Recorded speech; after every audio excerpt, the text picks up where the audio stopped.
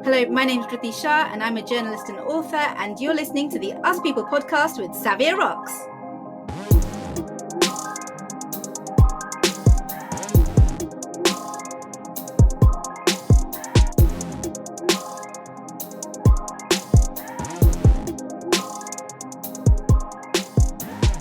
Hey guys, and welcome to another episode of the Us People podcast.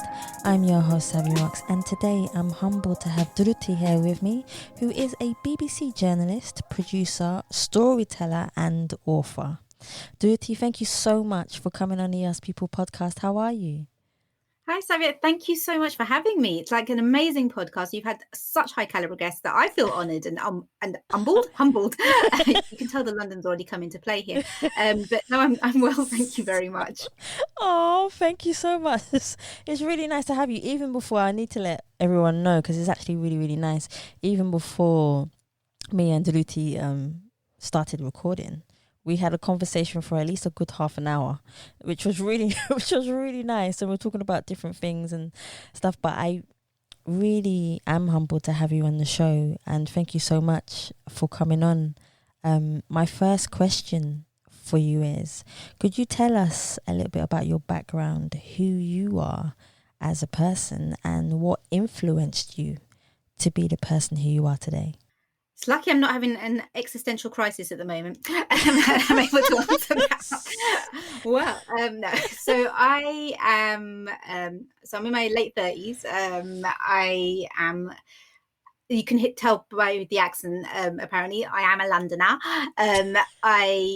I'm Indian heritage, but my family's from Kenya, so there is African heritage as far as I'm concerned, and I will very much go around telling people I'm British Kenyan Indian and take that on, and I'm really proud of that, because I think it definitely contributes to the identity. You know, you grow up in a household where there's a mixture, the smatterings of Swahili with Gujarati and clearly the English, and then, you know, I really wish I had the ability to do this, but my parents speak multiple languages, probably about sort of 5, 6, 7 each, which I wish I could do, but I can't. I really can't, which I'm really sad about, but it is what it is. And I'm very lucky that I have this family, that I am lucky, you know, who I am. I think I have my insecurities like everybody else does. But yeah, if you want the short, more succinct version, yeah, I'm a journalist. I'm an author. I've just written my first book, which is super cool because you don't see people with my name having books. Growing up, that was like Dhruti, who called Dhruti writes books? Although I've now found out other people called Dhruti apparently write books, which is a bit annoying. But, respect to everybody. I guess I break barriers, which... Yes. Sometimes I think you have to take ownership of if you're trying to encourage other people. So I try to keep continuing. I try not to just because someone else thinks that something's perhaps not suitable for me. It's up to me to make that decision. So I do come from a working class background. I did go to a state school. I did go to Oxford. I did definitely try perhaps as far as I could with my education in that respect. I have been working at the BBC for about 12 years. Wow. I started in local papers, so I have that background as well. So there is substance as well. I have 2 fellowships under my belt, one in trauma journalism, one in peace and conflict resolution. I've travelled overseas. I like travelling, like meeting people. So that's clearly all a part of my identity. I love words. I love stories. I love escaping into stories and telling stories, as you can tell. For me, like my Jain faith, so I'm a minority. There aren't actually that many Jains around. So I was brought up in that faith, and that's very important to me. And that's a very peaceful faith. It involves nonviolence. And I'm glad I was brought up in that faith. But then at the same time, we live in the UK, and we've got things like, secular elements, Christian elements, and so you factor that in, and you take on that of your surroundings at the end of the day. But yeah, so it's really hard to just say one thing, because I think they have that thing, isn't it, that your cells regenerate every 7, you're a new person every 7 years, as it were. And I think that I find that really interesting, because I think sometimes I look back at old pictures and I'm like, who was that person? Like, I know that person, but what can I say to that, 17-year-old, like 23-year-old, 35-year-old? What can I say to them about who I am now and the lessons that they had to go through? Not every lesson is easy, but they had to go through to get to this position. So yeah, that wasn't maybe the most succinct answer. I'm a far more succinct writer. But yeah, that's who I am. It's mishmash. I'm a mishmash. I love that. Who have been the strongest influences in your life? My mum, my dad, I'd have to say. They've gone through a lot, and they moved several continents, several countries to come to the UK, and they are Commonwealth citizens. And when you see what they had to go through, it often gives me a lot of perspective about some of the challenges that I'm going through.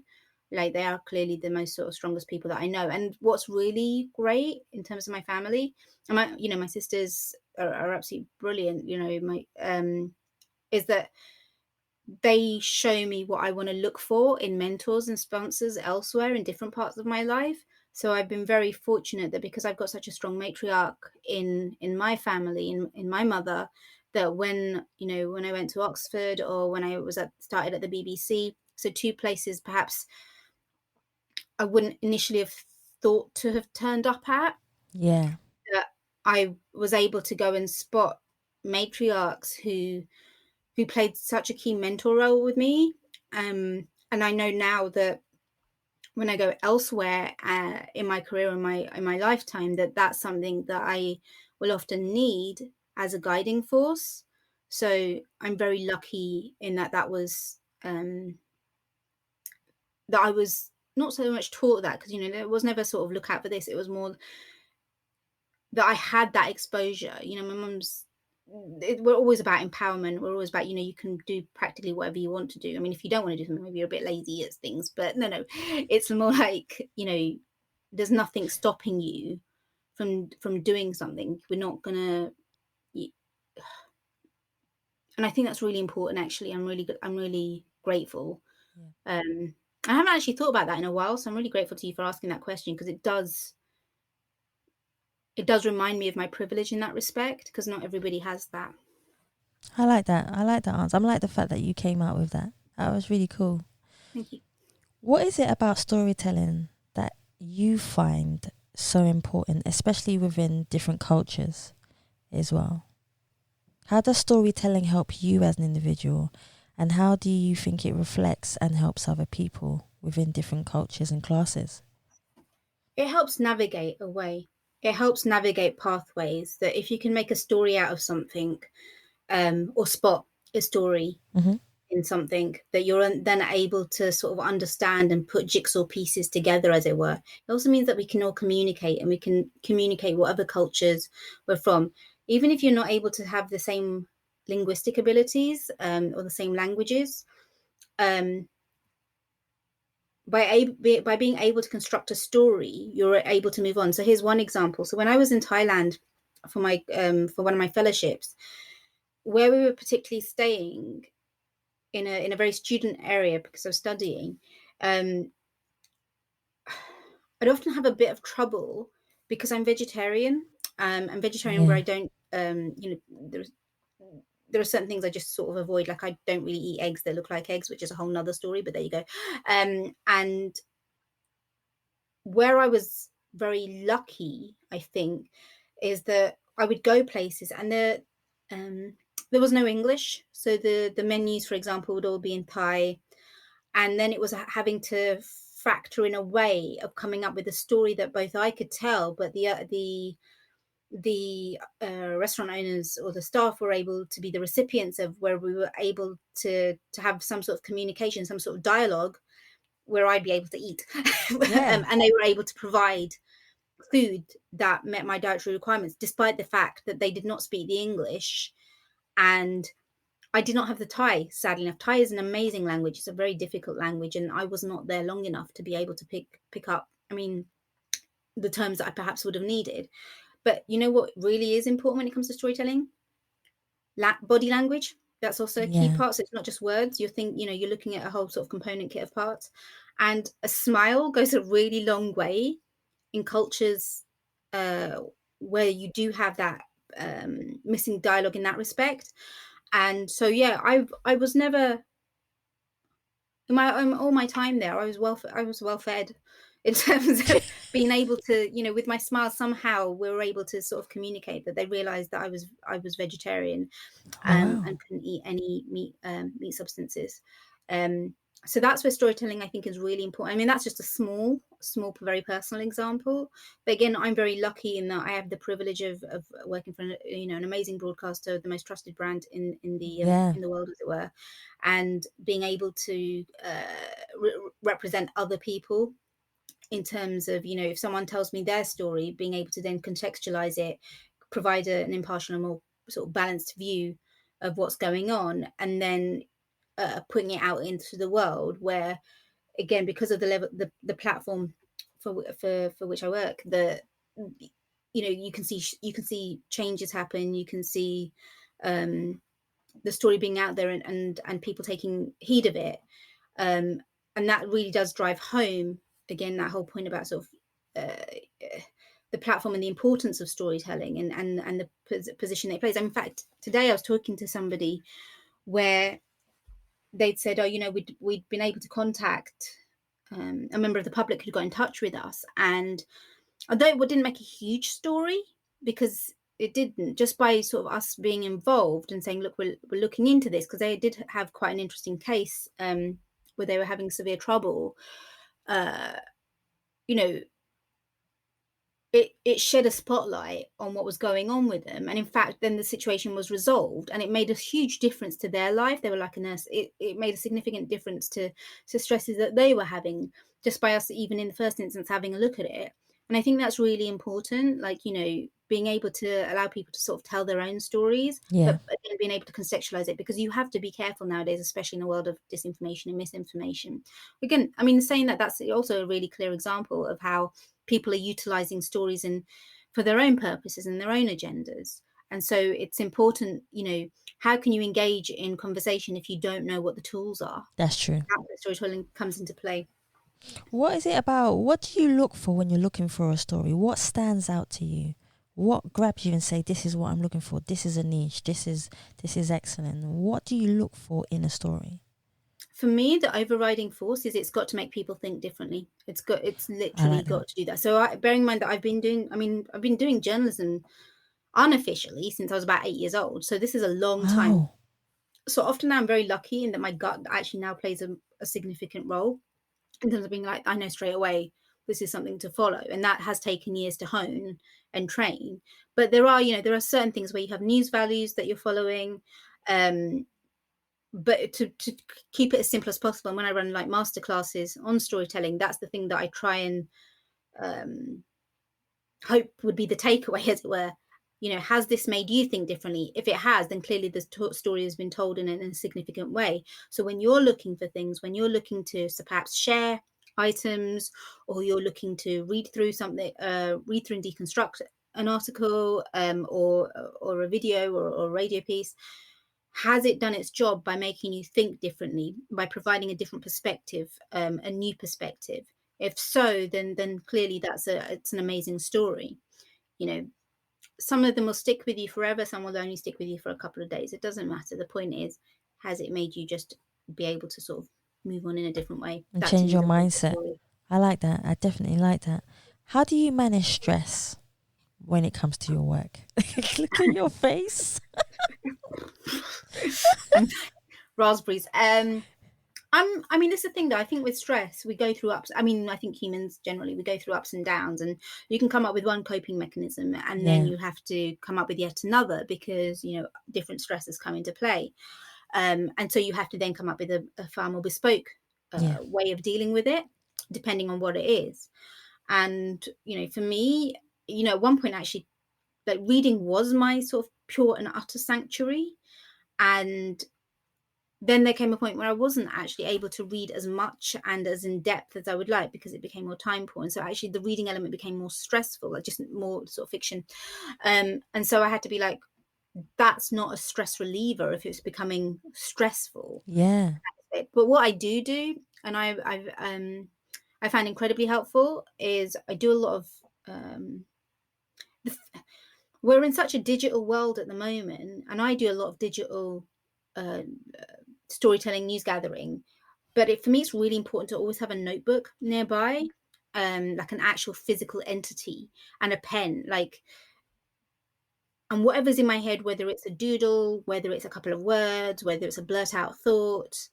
I find that really stress relieving to just get it out from my head where it's whirling around, and I don't, you're trying to figure out what is it thinking about something 10 steps ahead, which apparently my brain does, or is it thinking about the current situation, or is it thinking about a particular work thing, or is it thinking about a life admin thing, or is it thinking about, oh my god, this is happening? Don't know. So what I now do is just get it out and then deal with it then in order to be able to take control. And I find that really stress relieving. One of the other things I think a lot of people do, actually, I was talking to people about that, because every so often I will ask for more tips and advice, and I find that when I do ask and I'm more open about it, that often people will step in and they will say, I'm having the same troubles, or I'm feeling melancholy, or I'm having stresses. Yeah. That walks are incredibly helpful. Even if you're just taking like a 5-minute walk outside, that I find can be stress relieving. And I think that's because of offering a different perspective. So walks I find really helpful as well. But yeah, definitely have a physical paper and pen with you to get it out of your head. I think I do that constantly. I'm always having one in my hand, so I totally understand where you're coming from. How important do you feel it is as a woman, and especially with a culture like yours, you have so many different cultures, to have a voice in the world? And how do you feel that will have an impact on the next generation coming in who wants to be a journalist or a writer or an author? I think it's really, really, really important that I use the privilege that I have now, in that, I have a really good reputation, that I have standing, that my work is respected within my circles, that I don't just keep it to myself, and so I do volunteer. I'm on the board of the John Schofield Trust, which is a charity which helps mentor young journalists and sort of does masterclasses. And so I do offer up time for that. I do a lot of other volunteering beyond that. Even years and years ago, I was like a volunteer mentor for the Social Mobility Foundation, because at the end of the day, if you look at me as a case study, I am a case study for social mobility. I'm at the BBC. I went to Oxford. I come from, like I said, it's a very clear cut in that respect. And as a Jane, as a woman, as I say relatively young, not so anymore, You're but young. in a certain gap, it's important for me to I can't represent everybody. I can't even represent anybody, as it were, because we're all so very different. But what I can say is I followed this path. I did not follow the rules in that respect, because those rules are not there for people like me. Those rules that perhaps others are able to follow, they don't work for people like me. So I have to come up with more chameleon-like ways in order to be able to adapt. The fact is, I do have a book out now, and that took 4 years to get to the point of publication, and in a pandemic. I do not have an agent. It's a book that, when I first came up with the idea, people were like, this is ridiculous, because there was nothing like it out on the market. And I had to try and find others who actually believe. That's the other thing.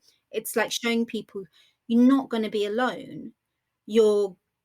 What you have to do is try and find others who believe in you. And I think that's really important. So with my book, I was able to eventually find my tribe, as it were, and push and go out there. And in terms of the importance of being somebody who can, I'm not saying that people look up to me, but people who the importance of acknowledging that there are role model Yeah. elements is really key. Like, I do think you have to give back to the community. I do think you have to be open about the difficulties you can have. When you are a minority in lots of different ways, and you're pushing for inclusion and diversity, if we don't talk about it, if we don't give that voice, as you mentioned that word, if we don't give that voice, then there'll be plenty of others who will feel isolated and alone. And that's why we all need to talk a lot more about our own pathways and share information, so that we can all work together and it can be a lot more cohesive.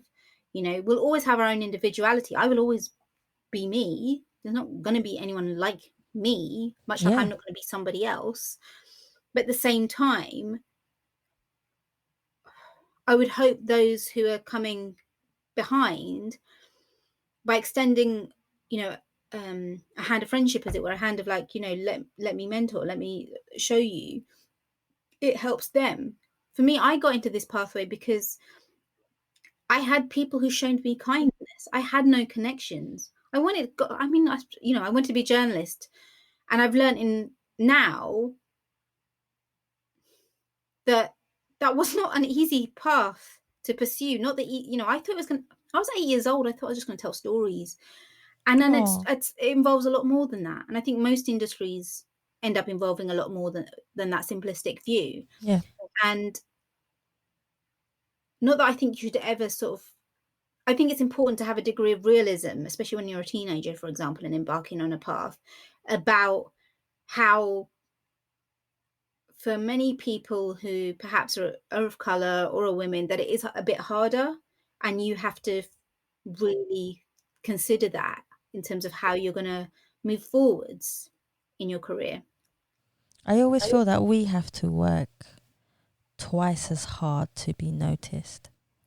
I don't know if you agree with the concept that I'm trying to bring across. Yeah, I think you do. I think you do have to work twice as hard, or you have to definitely spotlight what you're doing, or get sponsors who will spotlight what you're doing, because there are, I think, a lot of, there's lots of research. I mean, it's not even, I think there is research around the fact that, that people will stereotype you, or they will box you in a certain way, and perhaps in ways that others wouldn't necessarily be treated. And yeah, it does mean that you have to take ownership of your achievements. And so that's a lesson that I've learned, that I definitely recommend to others, whatever industry they're in, that if you did that and you played a key part in that, then you should tell people, know, because who else is going to sort of push you forward? That's true. I totally agree with you. How do you take yourself out of your comfort zone? Because a lot of people stay within their comfort zone and stay right there and they don't move. They're like, okay, I'm comfortable here. This is how I write. This is how I look at things. This is how I educate myself. How do you take yourself out of your comfort zone so you can develop and evolve? I do it every day. I mean, I don't have a choice to be in a comfort zone, to be perfectly frank with you. There are moments when I have to accept that I am at risk of burnout, or I need to protect myself. And that's when I need to take what's the word? Put the brakes on, as it were. And then sometimes it's fine to feel a bit comfortable in one element of life. But let's face it, you might feel comfortable in one element, but that's because probably 15 other things are going on in your life that you don't feel comfortable with. That, you're having to sort out life admin because things are always getting thrown at you, or you're working on a passion project, which, will clearly not be comfortable. If it's, I don't think passion projects are ever comfortable, to be perfectly frank with you. Or you might be working on exercise, on exercise or something else. I don't know. And I think that's important to acknowledge. But yeah, a few years ago I finally accepted it. Now I do tell people I am afraid of everything, probably. Like I am I am not petrified. I'm scared. I'm scared of a lot of things. And it could be because of like my life experiences, because of the nature of things, work-wise, for example, that I've been exposed to, because I'm dealing with news, and not everything is necessarily positive. I mean, a lot of things are, but also a lot of things aren't. So you do factor that in. And I can sit there like another animal pun, like a rabbit, or I just have to keep going. I just have to swallow it and be like, yeah, you know what, this might not work out. You know what, this is going to be really difficult, but I'm going to have to keep going, because I don't have any other choice. You're asking me earlier about, your inspirations and your influence, Yeah. people who've been influencing you. Again, that goes back to family. They had to keep going to get to the point at which we're at now. And so for me, that's really, really important as a grounding method. Yeah. That whereas I might be scared, whereas I might be anxious, whereas I might think, oh, you know, things are going brilliantly, but other elements perhaps could be better. I just keep having to go. I don't have a choice. I, I understand that. That definitely makes sense to me. Which kind of leads me on to my next question. What one question would you like people to ask you, but they rarely ever do? Is there a question that you would like people to ask you? You're laughing. I was talking about this earlier today. Especially, I don't know, maybe it's the pandemic thing. I'm like, how are you? Yeah. Yeah. Like, I mean, there's different types of how are yous, and I don't know if we can break it down. There's how are you, a general how are you, and then there's a really like how are you inside kind of how are you. Are you talking about that kind of how are you? No, but see, that's the thing. I think we should definitely accept that there are different types. But I think a general "How are you?" Because you can depend on what mood you're in. Oh, it depends on who you're talking to. Like, That's true. sometimes you're like, I want to, deep and meaningful. But there are times like, I'm all right. And I think that I don't know whether it's a cultural thing or whether it's, people are forgetting. I'm not even just talking about myself. Like, I'm in terms of people asking me, and I probably need to do it more or so. But I was thinking about it. So it's weird that you've said this because I was actually thinking about this quite extensively today. In fact, I was writing about it in my read book. So it's quite serendipitous. Yeah, how are you? Because the thing is, it's such an open question that you could get any answer from that, depending on the mood of either myself or whoever it is that I'm asking, or whoever you choose to ask. I think it's such a simple yet powerful question with so many different layers. And the other thing that I like about it is it gives control to the person who's the recipient. Yes, that's true. That is definitely true. I don't know if a lot of people have been asking how are you, but I just see people when they do ask it, I just see it as in a general term, like they feel like they're forced to ask it, not that it's a genuine nature of how are you. But that's exactly that. I completely agree with you. And I think that maybe it needs a different way of wording it, but I think it's so simple. It's insincerity of it. Yes, You're looking for a genuine how are you? And I think if people asked each other that a lot more, it would probably lead to better situations. that's true. I like that answer. That makes sense to me.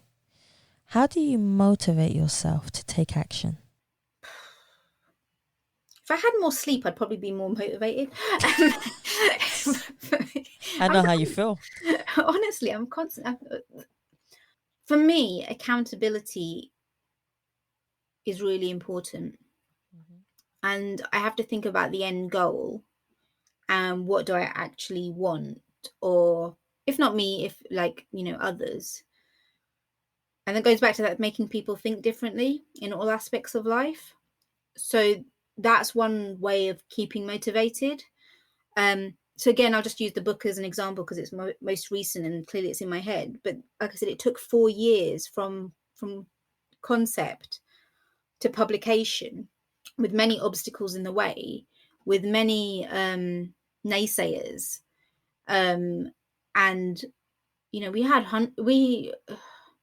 had multiple rejections as well. I mean, that's just the people who actually got back to us, and it's not nice to be rejected in any element of life, whether it's work or whether it's like dating or whether it's books or whatever. It's not nice, and it could very easily have just been like, I said to Dominic, who's the illustrator, um, yeah, what's the point? We've been doing this for 2 years. What's the point? Just leave it now.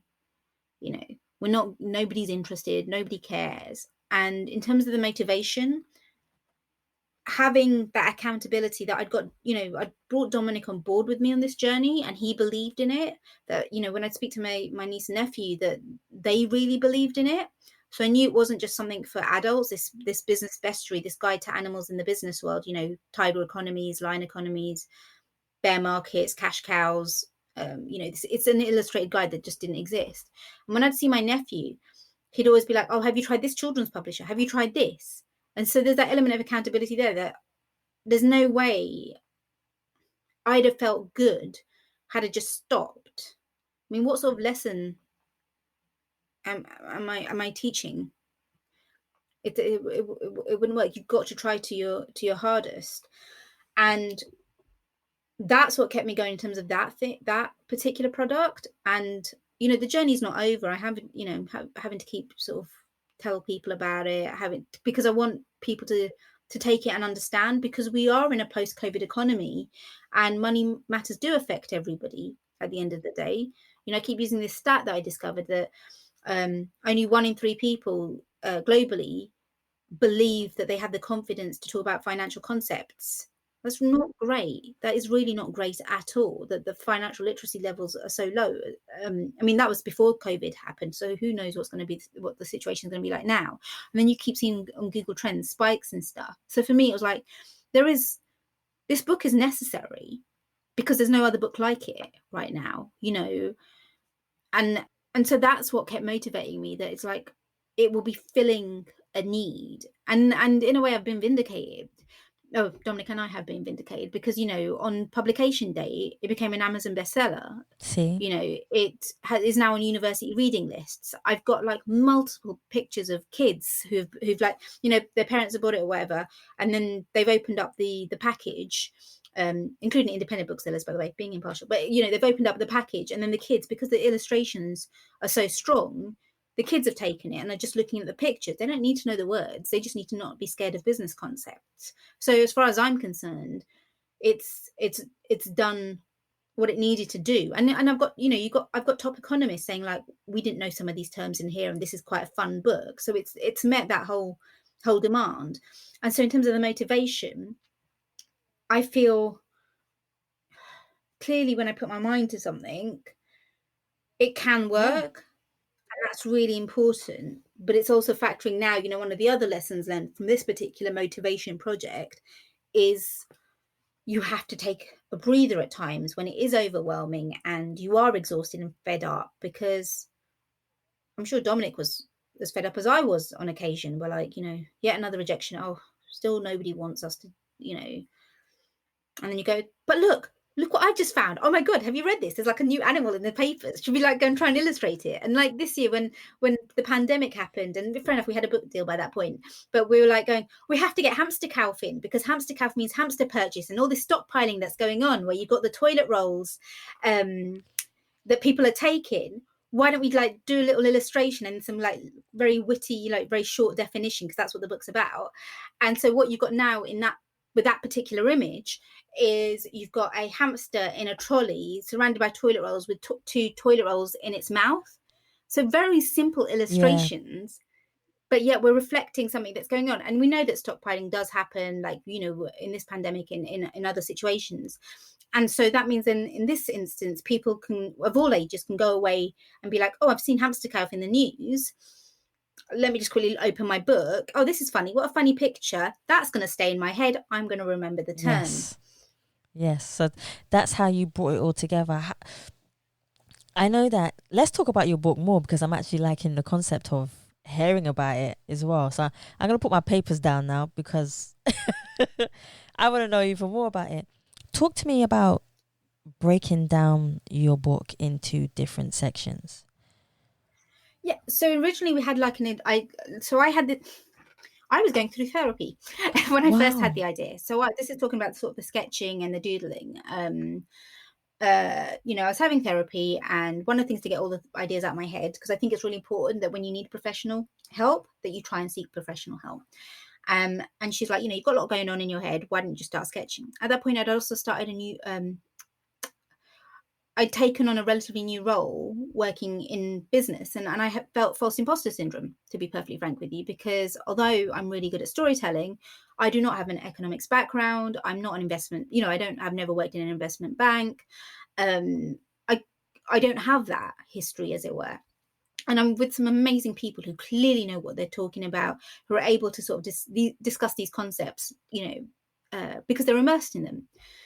But if my role is to encourage people who don't understand said concepts to not be afraid of them, then I have, and that's not just animals, but just generally, then I have to really think of like very clever ways in which to be able to Yeah. do that, but not clever enough that they're alienating. And for me, I was, when I would hear things like, oh, the chancellor is a hawk, or we're going to go and sort of see some unicorns. In my head, the first thing that comes to mind isn't economic terms. It's more fairy tales, to be perfectly frank with you, or nature things. And so I would start sketching, I started drawing. And then the more I did this, the more I realized quite how many terms there are. Like you will have heard of a cash cow Yeah. before, even sacred cows are they're the terms used in business. You've got your bear market. I didn't fully understand what a bear market was until I embarked on this, if I'm perfectly frank with you. You've got bull markets. Again, they're used in common parlance in newspapers, in general newspapers, not just in like the Financial Times or Forbes, etc. So these terms are all around us, but how many of us actually understand what they mean or how they operate? I wouldn't say that a huge amount does, and yet they affect our lives in many, many different ways. Like if you have, we're all supposed to have pensions nowadays, but do you know what the people who are taking care of any investments in your pension, what they're actually like how they invest, what sort of behavior that they have? Would you think that they're a meerkat investor, or are they an ostrich investor? Are they an owl even? You wouldn't necessarily know that. Whereas if you then can think to, the whole point was to try and decode and demystify something that could very easily be very exclusive. And so, yeah, I found Dominic Bailey, who's the illustrator on Instagram. Like, I liked his animal pictures, and sometimes, you have to accept where your fortes are, your strengths are. And I'm like, I'm a good writer. I'm a good illustrator. I'm not trained, but I'm good enough. But I need somebody to come on board, and I need someone that to have that degree of accountability with, to be perfectly frank with you, so I can bounce off of. And I'm very lucky in that I found Dominic and I think very similarly. And I'm sure in the first instance he was like, what is this woman doing, like approaching me out of nowhere? Like we both worked at the BBC together, but not together, like we didn't really know each other at all. And I just approached him and he said, yeah, all right, this is really great, and then he started coming up with ideas. And then eventually we got to a point where we created like a mini A to Z on the BBC. And it did well enough. And then we thought, okay, this would be a great book idea. And then it was again, from that point, then having to take ownership ourselves to try and get it out. Because, we have this huge spreadsheet where we just kept finding terms, piggy bank. Yeah. Yeah. It's a very simple thing that you have around you. But the origin of the piggy bank, I think, is from like the 1450s, where there was an earthenware pot which was called the pig.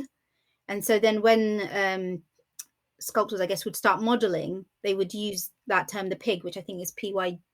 I might need to triple check this, PYGG, but use it in the form of a pig. See, I wouldn't have known this 2 years ago. But so, you've got like a small thing. So fair play to Dominic, he then did a lovely illustration of a pig. You've then got skunk works, which is a term that was created by Lockheed Martin, where they had in the war an experimental group basically coming up with loads of different ideas. And this year the government was talking about skunk works projects. So this is a term again that's come up. You have like Apple, Google, etc. They will have little experimental departments. And all it is, and what Dominic's done for that illustration is a skunk, is a steampunk skunk. Oh wow! So, which is really very witty, because steampunk is very, very experimental, very sort of engineering, very inventive in that respect. So that's where, it's a very simple idea, but it took us a long time to persuade people that it was worth pursuing, that it was worth a book. And as I said, now it's being used in university reading lists, and it's being used elsewhere because it is so simple that you can be like, you can just be like, okay, so tell me, I've read about bear markets. Well, how exactly does a bear market work?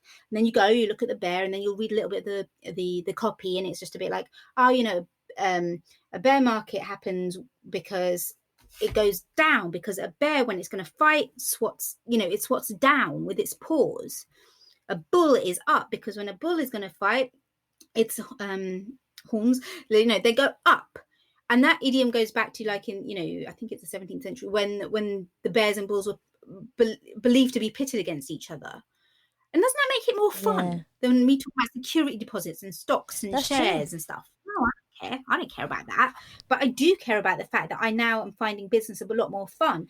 Even like, I hope I'm pronouncing this correctly. I'm always a bit paranoid. But that little cat in all the shops, which is knocking its little I was going to call it a hand, its little paw, the little fortune cat that everyone thinks is Chinese, and it's not. It's actually Japanese in origin.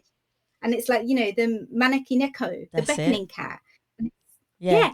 So we've included that as well. But you see that all around, but not everybody quite knows, what it's there for. And yet that falls into sort of the business categories, because people bring it in order to bring, good wealth and fortune. And we've even managed to include like internet terms, where we've got like the milkshake duck. I don't know if you know what a milkshake. We haven't got a picture sadly for that one, but I meant to include the reference.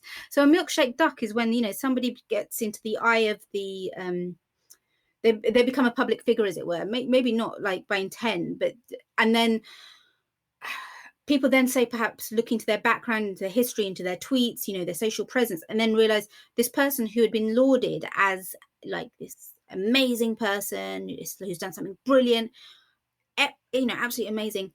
That's when that element of cancel culture comes into play, because people then dig into their histories and then are like, oh, they did this a long time ago or whatever, or they've said this. And then what then happens with this milkshake duck is that they could potentially then lose their jobs, as we've seen happen. Yes, that's true. Yeah, so there are so many different elements. I'm sad that we didn't actually get to illustrate the milkshake duck, but the fact is it's included in there.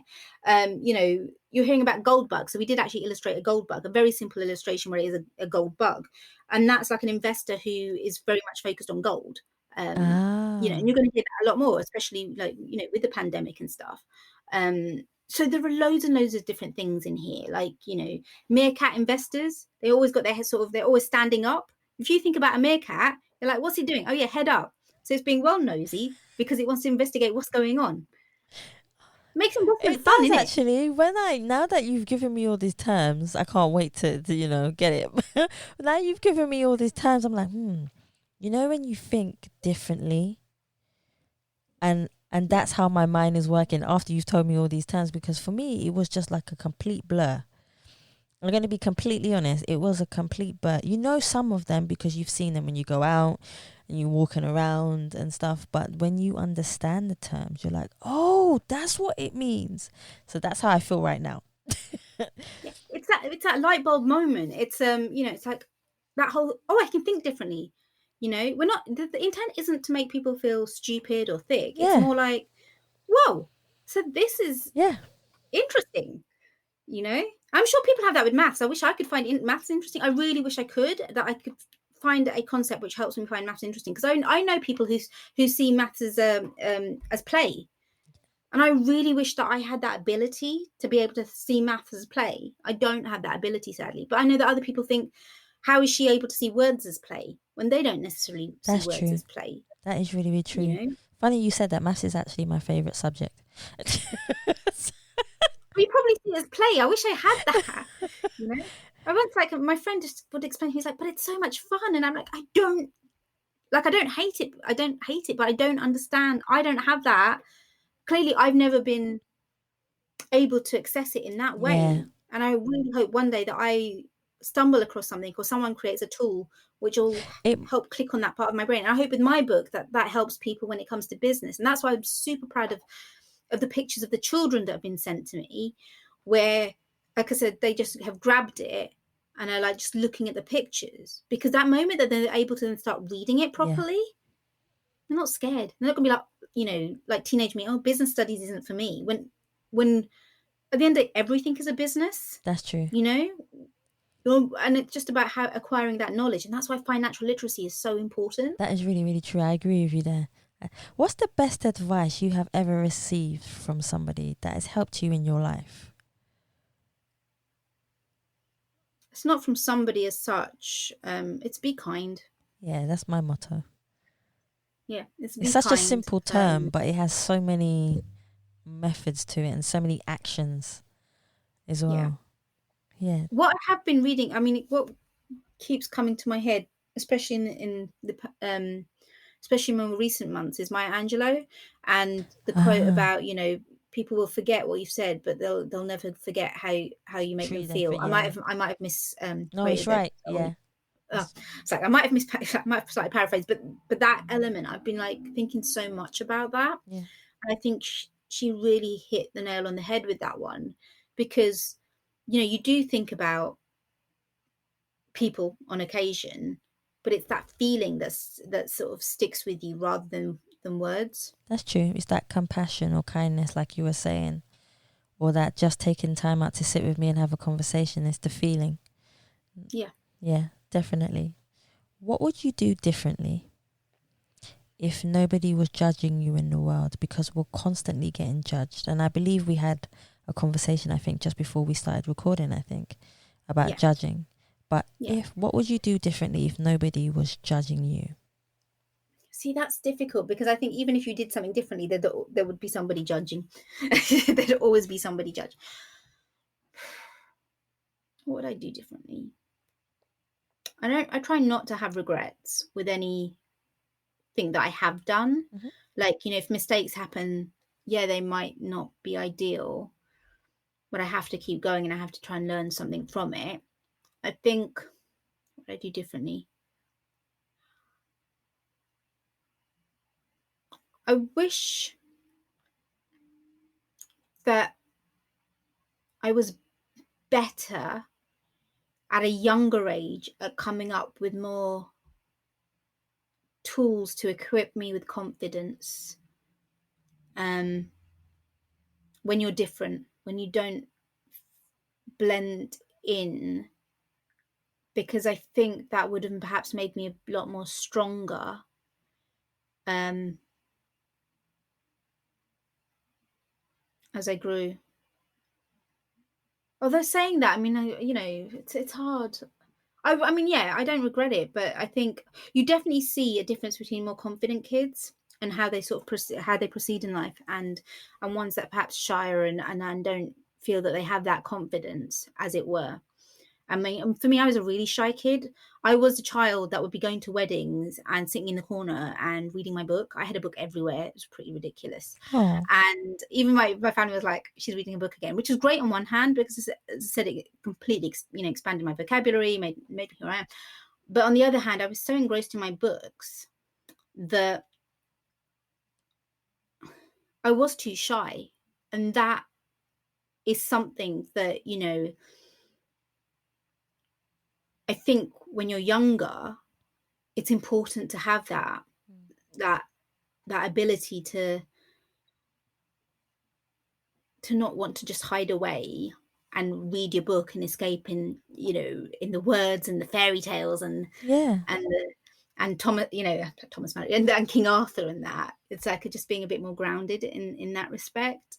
And so it's having to sort of relearn those skills or remind yourself of those skills as you grow. And I have to do that constantly now. I'm very grateful to all my children's books, but at the same time, it took me a long time to learn to be very sociable, and it really is a skill. So this question kind of follows from the last one. And that is, when was the last time you felt like you was at total peace? When I was asleep, probably last night. Oh wow, okay. Are we sleeping? Literally, that's probably the only. I mean, I say that it's. I mean, I say that. No, I mean, okay, sleeping is clearly very, very important, and I recommend it to everybody, because I do think Yes. that's the one moment in which we are all at peace. Um, what I did have is this most amazing time. So when I was in Colorado last year, in yeah, in and I was doing this amazing like job, and I went to go and walk with wolf dogs, and then this wolf snogged me. Well, this high content wolf dog basically snogged me, which was amazing. Slightly weird. As I say, it sounds slightly weird, but it's amazing because it was a muzzle greeting. Yeah. So it was basically checking me out and showing that it trusted me enough to explore who I am. And for you to have your face literally in the face of a wolf dog, I mean, it's a wolf dog, but it is like I think it was like a 99% wolf. You cannot afford to have anything but peace in your head at that moment in time, because to be frank, you could just die. If it doesn't like you,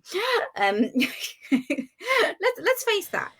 So that, I think, was probably the moment when I was like, I've got to just like focus on this and be like, I'm just who I am. I'm of no harm to anybody. You know, it is what it is. What it is. That was amazing, and the fact is, it was it got captured on camera. You're a photographer, so you know the importance of Oh, that. yeah. And I was really lucky, that happened. And although I know it really put some of my friends off, because they're like, "Can we not see that picture? It's gross." They really don't like it where you've got like this wolf tongue all over your lips. And yeah, if I'm honest with you, when I'm having a really bad day, because I can't be like, yeah, I'm successful. I'm not going to take that. I definitely have successes, but I definitely also have very like low moments as well. And I think that makes me appreciate the successes more. Yeah. But moments like that, sometimes, whenever I think about that, I'm like, yeah, that was blimmin' amazing. That is just like, that is a high, because not many people get that experience. That's true. That's definitely true. I have to put that on my list as well, actually. I definitely have to Go put to that on my Colorado list. in the future. Like, I can put you in touch with the woman. She's amazing. I really like her. Okay, cool. Okay, that means I'm going. That But means this is the thing, like, it's that whole thing where you don't know where it's going to lead. So like years and years and years ago, like my friends all know that I love wolves, that I find, that, there's an empathy degree there, that I find sanctuary and peace. Like in my room right now, that you can see there's pictures of wolves everywhere, like gifted to me from like friends from like all over the world, as it were. And that's one thing that I'm very much known for. It's like people will tag me in pictures of like random wolves, and I'm like, thanks.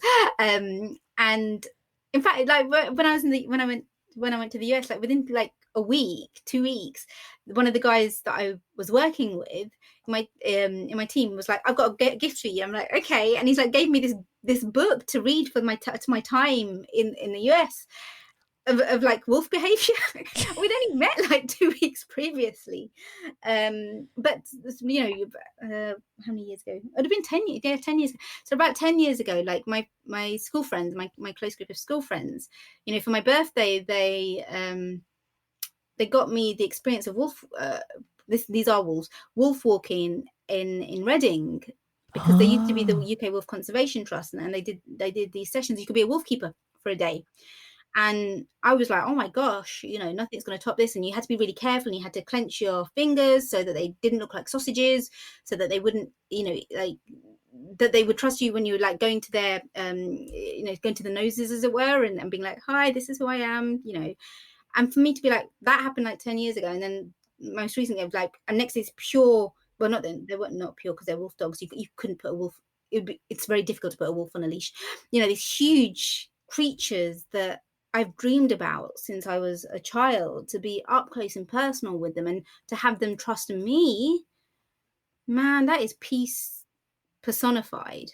It really, really, really is. And I think whenever I'm really sad, I'm grateful to just sort of have that, because not everyone will necessarily have something like that to return to in their head, Yeah. or in a picture. Yeah. No, I understand that. What are the most critical changes that we must face for the future to work more efficiently within ourselves, but also with each other? One thing that I've grown more aware of as I've got older, and I think also because there's probably a movement going on culturally, is acknowledging our identities, in terms of, life is not fair. That's true. And there are lots of sort of cultural infrastructures which mean that life, probably for people of color, will never necessarily be fair. You know, and I think it's sort of not. I don't think you should accept it. I think it's acknowledging that and thinking where you can to try and um, see where changes can be made and to play a part in that, whether it's reporting it or whether it for some it's to be more actively involved in that. It's being aware of that, and I think that for many people, um, whether you're of color or not of color, as it were, like, you know, whatever background you're from, is something to definitely be aware of for the future. That we're in a different stage now where people are uprising or Yeah, people are being far more aware of their identities and wishing to take ownership and wanting uh you know to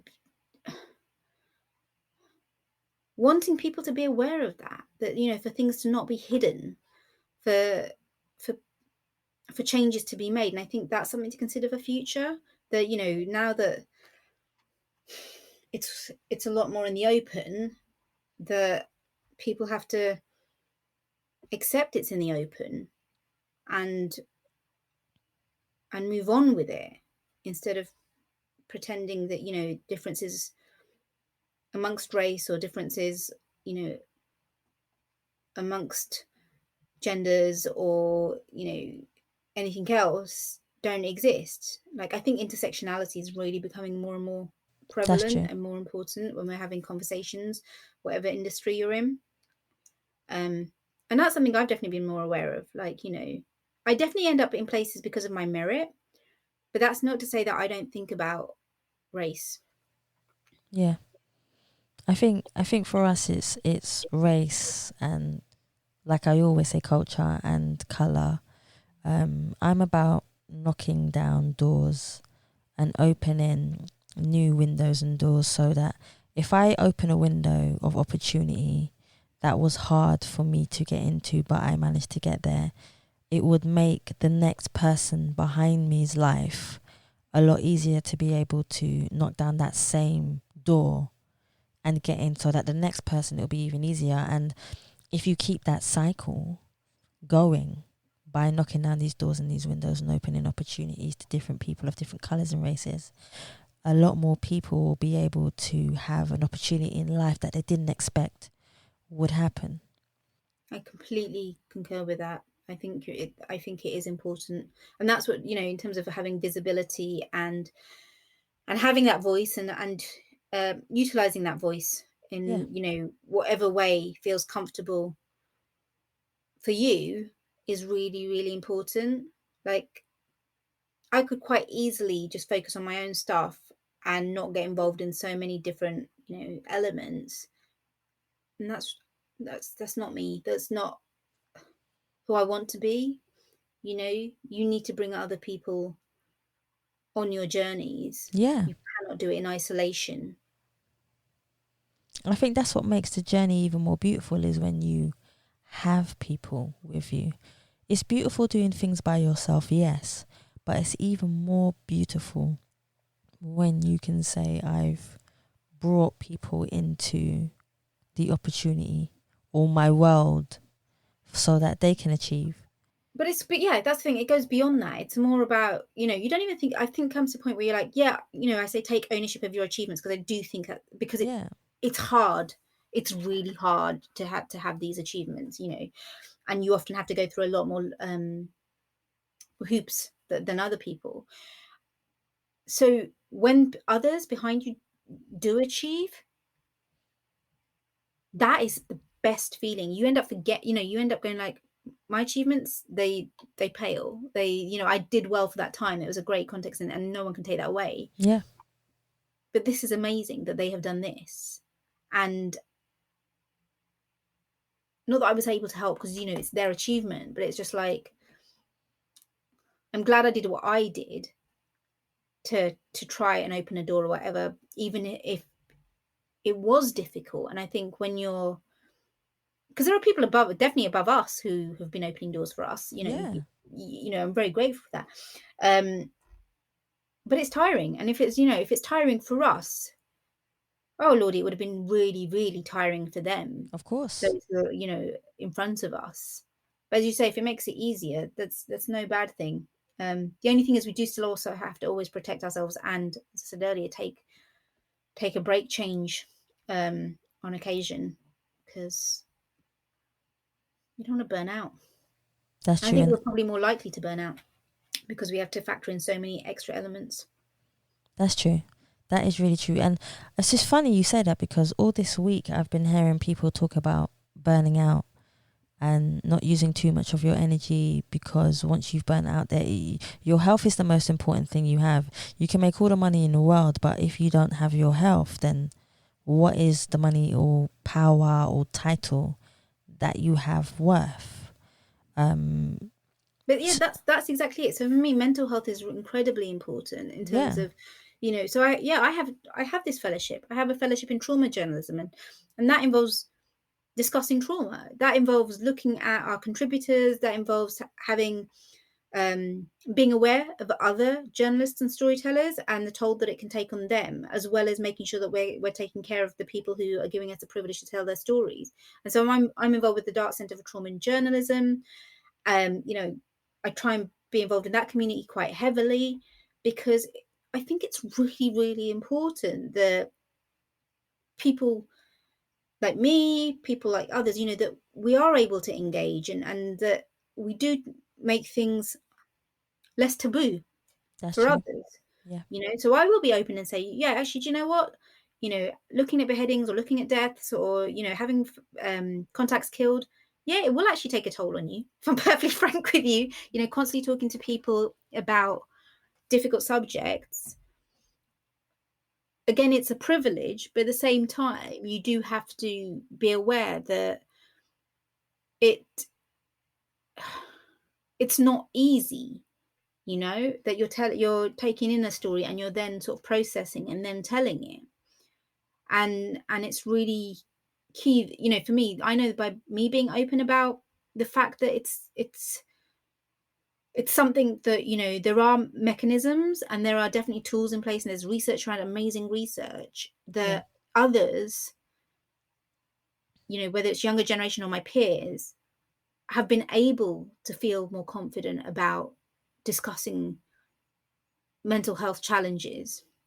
And I'm really proud of that, like super proud of that, Yeah. because it wasn't something that perhaps people um, took as seriously as they might have many, many, many years ago. And now it's something that people do.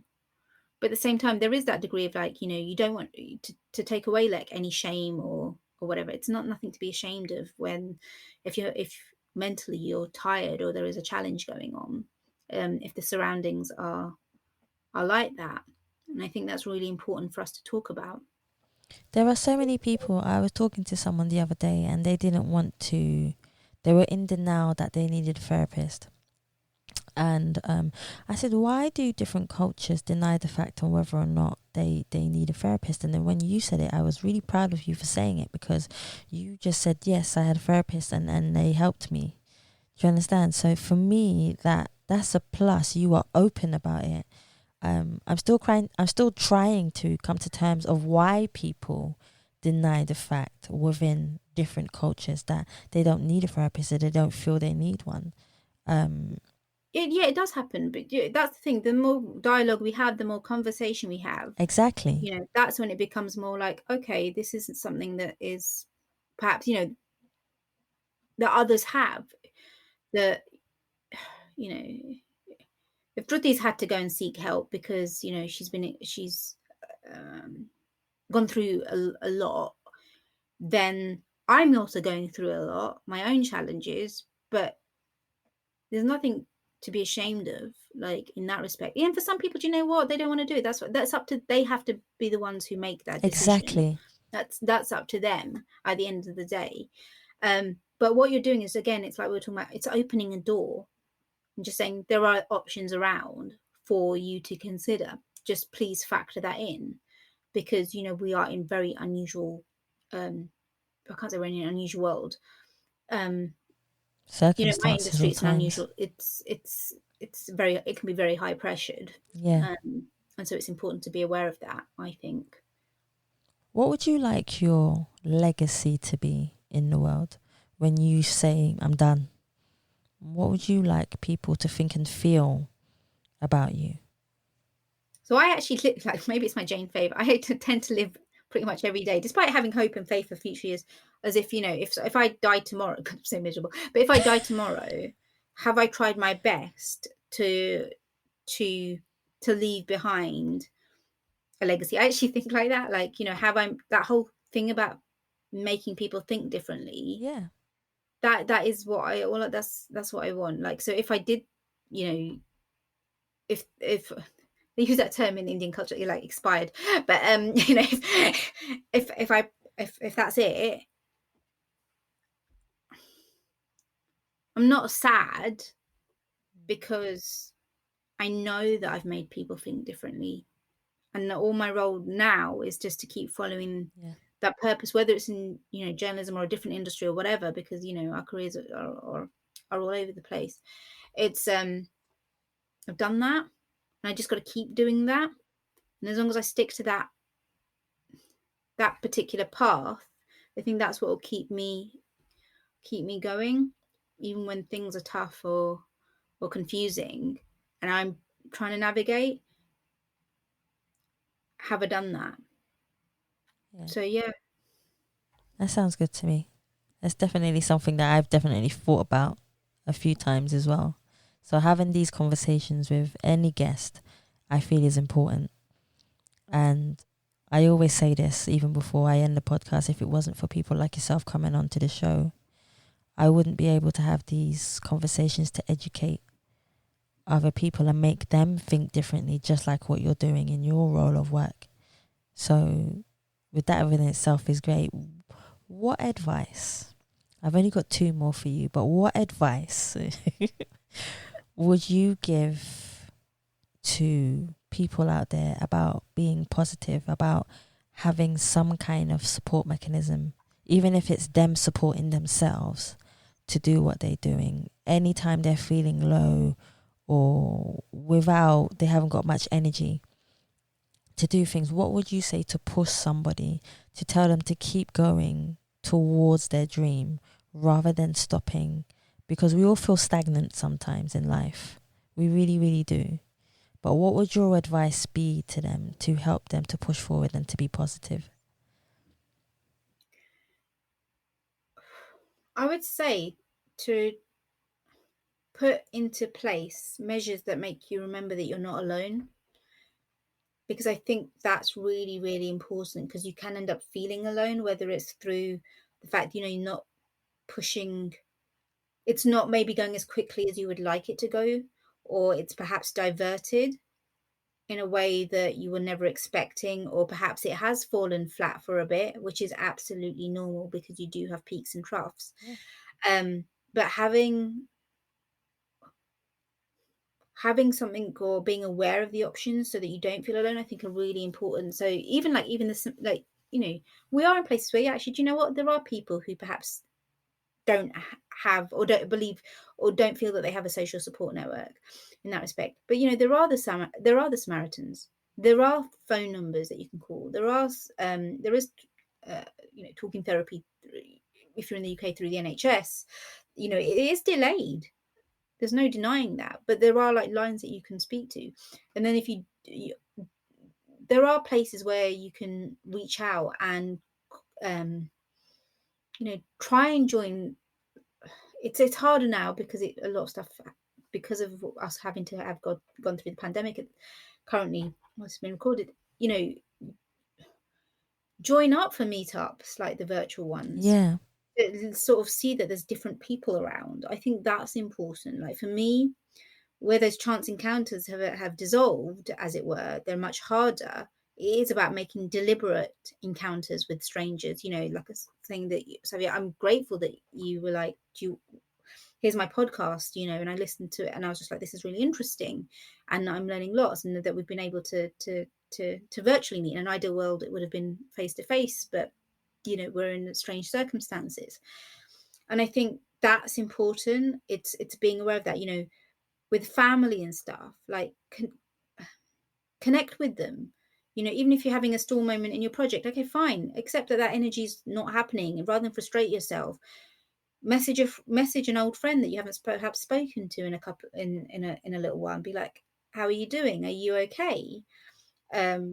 Checking in, and then return to it when the time is ready. I don't think that I think there's a difference between forcing yourself and having discipline. That's true. And I think it's accepting that, because when you force yourself, I think you can end up in a worse place. Whereas when you're like, actually, that element of accountability, like, I've got to get up at 5 o'clock, because between 5 and 6 o'clock is my only time for myself, because I don't have whatever responsibilities, that you think to yourself, okay, I'll wake up, but that 5 to 6 o'clock will have a purpose, because it's going to lead to this. And I think that can make a difference. Like, I know I have friends, I'm not a yogi person, but I have friends who get up and will do yoga early, because that will get them set up for the day. Yeah. And that works for them, and so people have their different mechanisms. But I think that whole element of putting something into place for those moments when it is difficult, to remind yourself that you're not alone, is really important. Like I said, for me, all of the projects that I've worked on have been about the moments when I've been able to push ahead, is when I've been like, this is for a bigger purpose, as it were. This is to help so this many people. I mean, even if it's only like 3 people, that's more than like me. So I'll take 3 people. But I'm not often like it's more than 3 people. So that, I think, that's definitely something I've learned in the last couple of years. And you know what? The other thing is accepting that it doesn't work for everyone. So you might be reaching out and you might not get a response. And it's not great, but then it's just realizing, okay, that's fine. I'll try a different method. And that can work. That's true. That's definitely true. I like the way you broke that down also. Thank you. Because it just makes me think sometimes that sometimes a person can be trying to reach out, but still nobody is there. And then in the last instinct, and I know this has happened to me actually, in the last instinct when you think nobody's there and you're about to give up, something happens. Something happens that just saves you. Yeah. And you're like, I just when I needed it, I was just about to do this, and then this happened. Yeah. Yeah. I think it's just remembering that, like, it's not easy. I mean, this is the thing I really want to impress. People like, we all go through it. Like, we're all fallible, and sometimes things are easy and sometimes things are difficult. More often they're difficult than they are easy.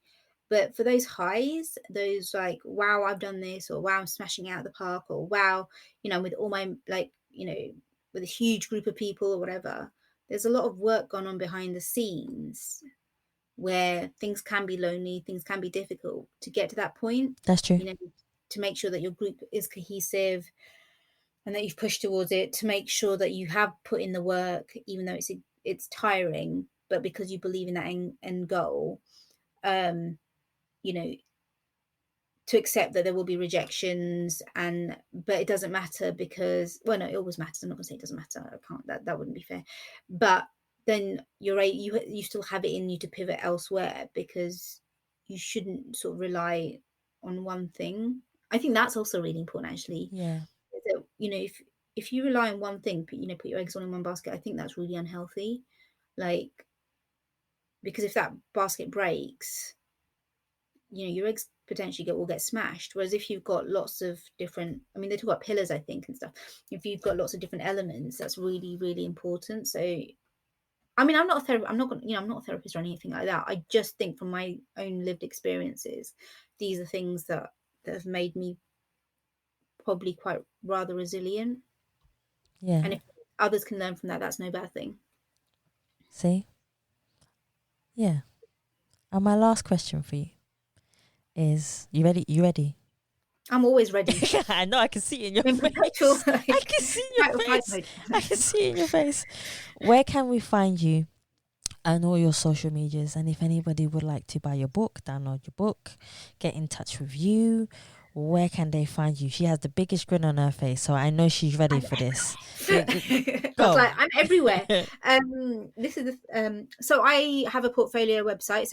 So what I was saying about taking ownership, I realized that when I do interviews and stuff, people are always like, I've Googled you. So I was like, well, if they're Googling me, it makes far more sense to have a portfolio website so they can just Google me in one hit.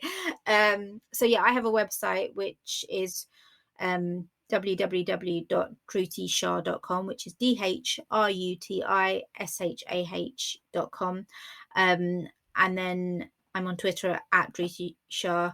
I'm on Facebook, I think Dhruti Shah Stories. I don't really use it that much. Instagram, Dhruti Journo. Basically, there are a couple of other Dhrutis around, as I've now realised, in this internet world. But I'm Dhruti Shah, who's always like basically got this journalism face. So look for me there. But I'm on dhrutisha.com. Although I should explain, because I was just like I'm doing the anglicised way, and you've been so good at doing it the proper way, because I'm so used to saying I don't say dhrutisha.com. That's put an accent there. So we did have this discussion where you went out of your way to make sure you say my name correctly. But the thing I find is, because not everybody can roll their R's, sometimes I just have to go with the anglicised way, which is Dhruti. Also, you can hear the West London twang in that one. But it is Dhruti. But it was, I was saying to you earlier, it's quite funny because like 2 years ago, when somebody almost called me a Dorito, like I wrote this piece, like, what do you do when you're like, in like a professional environment, and then someone calls you a Dorito? Like, what do you do? And I'm so glad I did that. That whole thing differently. It keeps coming up again now, because people talk a lot about names and the importance of names and cultural heritage. And it's like, it gives you in my article, it gives you top tips about how to deal with it. But clearly in this instance, I'm the one who's got my name wrong. Well, not wrong. You have to slightly change my name. You're good. I'm wrong.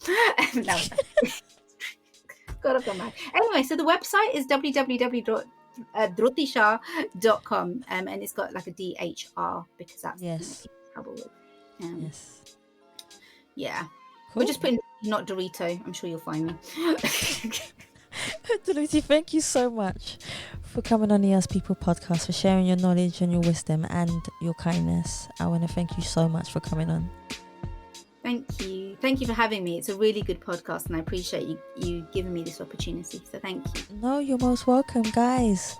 Thank you so much for listening to the Ask People podcast. And please remember, you can subscribe to Spotify, iTunes, Google Play, and any other platform that you prefer listening to. Please also follow us on Facebook, Instagram, and Twitter.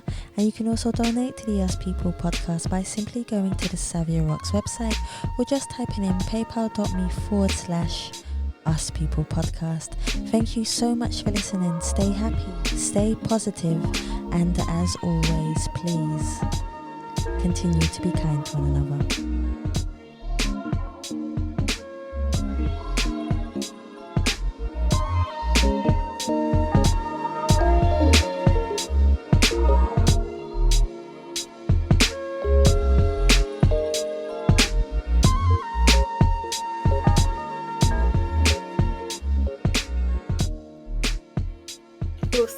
Awesome. I've been a bit ridiculous. I was like, God, I've gone so serious now. Yeah, no, it's good. It's like I said, I am grateful for the opportunity. It was intense. I'm not going to say that. Like sometimes, because I don't always talk about this. I mean, I do talk about the trauma stuff. I haven't spoken about it in a while. So I was like, ooh. But I guess it just took an organic turn.